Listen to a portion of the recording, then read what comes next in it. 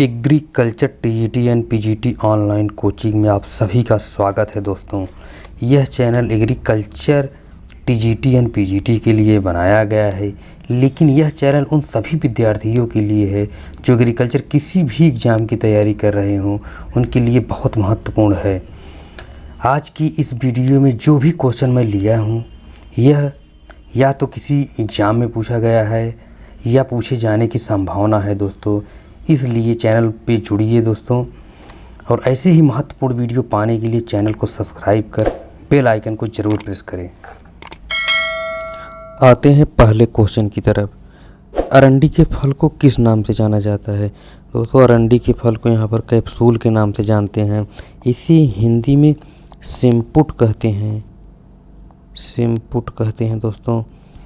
और इसमें एक क्वेश्चन और बनता है, क्रोमोसोम नंबर, क्रोमोसोम 2n बराबर 20 होता है। और फैमिली पूछी जाती है, कभी कभी फैमिली भी पूछी जाती है इसकी, तो फैमिली बहुत फेमस है दोस्तों, U4BAC। और इसमें एक क्वेश्चन और आता है, इसमें ऑयल परसेंटेज कितना पाया जाता है? ऑयल परसेंटेज दोस्तों 45 से 50 पाया जाता है। ध्यान रखना दोस्तों, अरंडी की अगर बात आती है तो ऑयल परसेंटेज अति आवश्यक हो जाता है दोस्तों। इसको याद कर लीजिए ध्यानपूर्वक इसको। आते हैं नेक्स्ट क्वेश्चन की तरफ। बादल जो लगातार वर्षा के लिए उत्तरदायी हैं वो कहलाते हैं। इसमें पहला ही सही होगा ऑप्शन, निम्बो स्ट्रेस। आते हैं नेक्स्ट क्वेश्चन की तरफ। आलू की अगेती झुलसा बीमारी है। आलू की अगेती झुलसा बीमारी पूछ रहा है दोस्तों, एकदम ध्यानपूर्वक देखिए। यही लोग क्वेश्चन में गलती करते हैं। यहाँ पर कितने लोग सोचते हैं कि सभी ये दिया है तो सभी सही होगा, इसमें सभी गलत है, एकदम इसको काट दीजिए आप। अगर अगेती की बात आती है तो पहले ऑप्शन की तरफ जाएंगे, इसे हम सॉयल बॉर्न डिजीज कहते हैं, सॉयल बॉर्न डिजीज। एक आलू में लगता है पछेती झुलसा, पछेती झुलसा। अगर पछेती झुलसा पूछा इसमें दो कारक लगते हैं, एक होता है सॉयल बॉर्न और एक होता है सीड बॉर्न। इसमें दो याद करना होगा और इसमें एक याद करना होगा। आते हैं नेक्स्ट क्वेश्चन की तरफ। छिलका रहित जौ की प्रजाति है। दोस्तों, अगर छिलका रहित जौ की प्रजाति अगर पूछ रहा है तो इसमें सी सही होगा, डोलमा। सभी व्यक्ति जानते होंगे इसमें कि इसमें डोलमा सही होगा, लेकिन डोलमा से आपको 3 और याद करना होगा। डोलमा तो याद करना ही है, 3 और याद करना है। एक है कैलाश और एक है हिमानी और एक है करण। ये जौ की छिलका रहित वैरायटी है दोस्तों, ध्यानपूर्वक याद कर लीजिए। ये 4 बहुत फेमस हैं दोस्तों। अगर जौ की बात आती है तो एक बेसिक जानकारी है आपको यहाँ दिया जाता है, ये C3 प्लांट है, ये C3 प्लांट है। और एक जानकारी आपको देते हैं, इसका 2n बराबर कितना होता है? क्रोमोसोम नंबर 14 होता है दोस्तों। ये रही बेसिक जानकारियाँ। आते हैं नेक्स्ट क्वेश्चन की तरफ। विश्व में निम्नलिखित फसलों में से किस फसल का कृषिगत क्षेत्रफल या कल्टीवेटेड एरिया सबसे अधिक है? अगर कल्टीवेटेड एरिया की बात अगर पूछता है दोस्तों तो सबसे ज़्यादा पूरे विश्व में गेहूं की सही होगी इसमें ऑप्शन, गेहूं। अगर भारत में पूछे कृषिगत क्षेत्रफल कल्टीवेटेड एरिया सबसे अधिक है, अगर भारत की बात आती है, भारत कृषिगत कल्टीवेटेड एरिया की बात आएगी दोस्तों, तो हम इसमें सबसे ज़्यादा चावल, भारत में चावल सही होगा दोस्तों। अगर विश्व की बात आएगी तो हम जाएंगे गेहूं के साथ। अगर यहाँ क्या कहते हैं भारत की बात आती है तो हम चावल के साथ जाएंगे, चावल इस ऑप्शन में सही होगा। तब फिर से मैं आपको दोस्तों बता देता हूँ, अगर विश्व में पूछता है तो गेहूं, अगर भारत में पूछता है कल्टीवेटेड एरिया तो हम चावल के साथ जाएंगे। आते हैं नेक्स्ट क्वेश्चन की तरफ। चावल का उद्भव स्थान या वर्जिन प्लेस, चावल का उद्भव स्थान या virgin place Bharat and Burma है, भारत एंड बर्मा, ये ऑप्शन सही होगा। और नेक्स्ट क्वेश्चन की तरफ आते हैं। विश्व में चावल का सर्वाधिक क्षेत्रफल भारत में है। जो कि लगभग है। अगर विश्व में चावल का सर्वाधिक क्षेत्रफल जो कि भारत में है, भारत में दोस्तों अगर पूरे विश्व का देखा जाए तो 45 मिलियन हेक्टेयर, इसमें सही होगा ऑप्शन। आते हैं नेक्स्ट क्वेश्चन की तरफ। चावल की उत्पादकता सबसे अधिक किस राज्य में है? दोस्तों फिर से मैं क्वेश्चन पढ़ना चाहूँगा इसको। चावल की उत्पादकता सबसे अधिक किस राज्य में है? दोस्तों अगर उत्पादकता पूछता है तो इसमें पंजाब होगा दोस्तों। अगर ये पूछ दे धान का उत्पादन किस राज्य में सबसे अधिक होता है, उत्पादन अगर पूछ दे तो उत्पादन दोस्तों इसमें पश्चिम बंगाल हो जाएगा। उत्पादन में पश्चिम बंगाल हो जाएगा। उत्पादकता में दोस्तों पंजाब हो जाएगा। भूलना नहीं है दोस्तों, उत्पादकता की बात पूछे पंजाब और उत्पादन की बात करें तो पश्चिम बंगाल। नेक्स्ट क्वेश्चन की तरफ आते हैं। ओराइजा वंश में कुल कितनी स्पीसीज हैं? दोस्तों ओराइजा वंश की बात आए तो कुल 24 स्पीसीज इसमें होते हैं। Next question. धान की रोपाई के कितने दिन बाद प्रोपोनिल स्टाफ या 34 खरपतवार नाशी का प्रयोग करना चाहिए?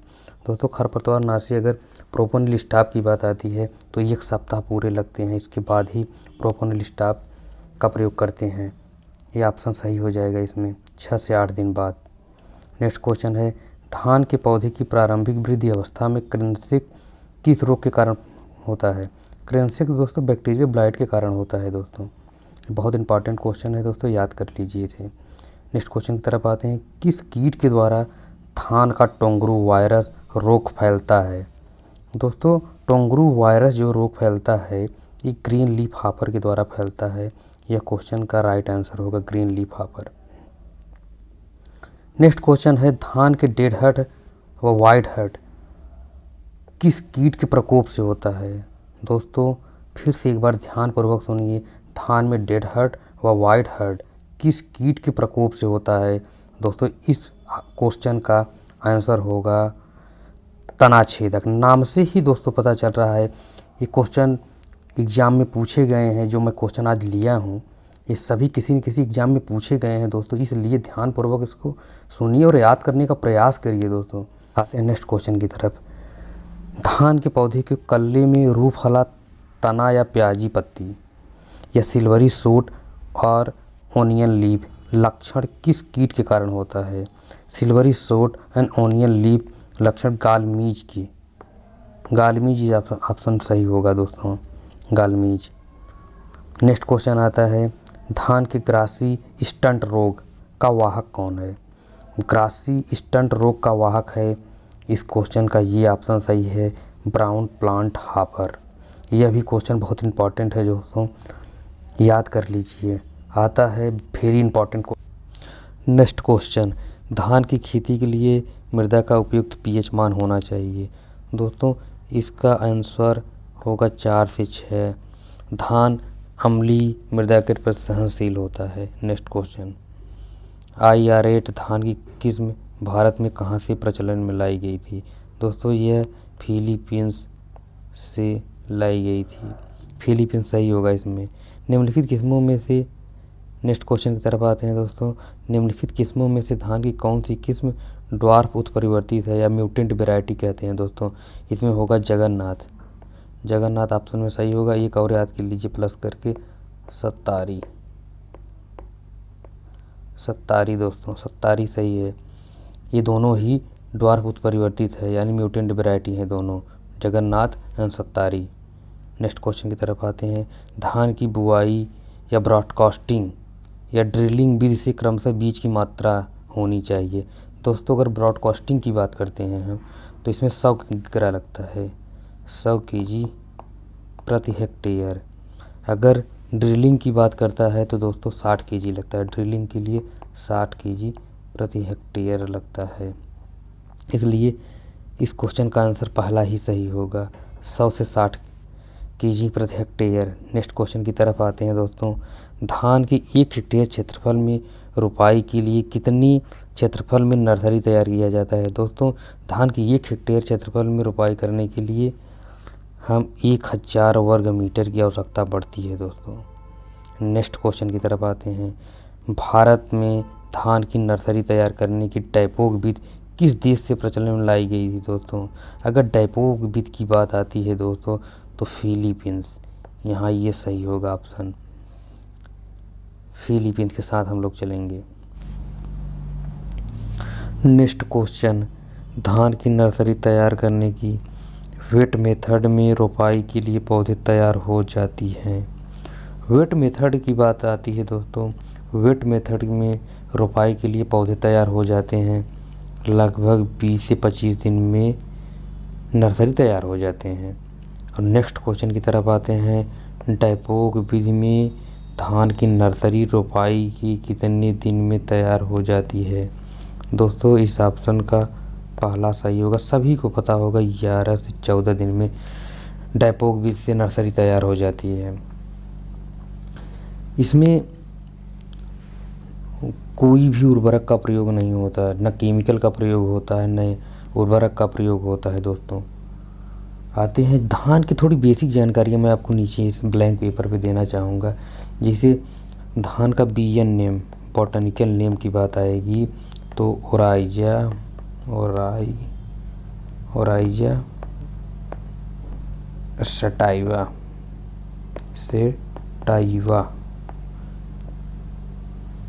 सटाइवा होता है दोस्तों इसका बॉटनिकल नेम। और एक आता है फैमिली इसकी है ग्रेमिनी। और एक आता है जिसमें 2n क्रोमोसोम नंबर बराबर 24। और एक थोड़ी बेसिक जानकारी और ले लेते हैं, आप लोग सुन लीजिए मैं क्या लिखूँ। एशिया व भारत में सर्वाधिक खाया जाने वाला अनाज चावल है। एशिया व भारत में सर्वाधिक खाया जाने वाला अनाज चावल है। पूरे विश्व में 90% चावल का उत्पादन एशिया में होता है दोस्तों। नेक्स्ट पॉइंट, और एक पॉइंट और लिख लीजिए, इसके फल को क्या कहते हैं? इसके फल को हम कैरियोप्सिस कहते हैं दोस्तों। और एक पॉइंट और नोट करिए यहाँ पर, भारत का चावल के क्षेत्रफल की दृष्टि से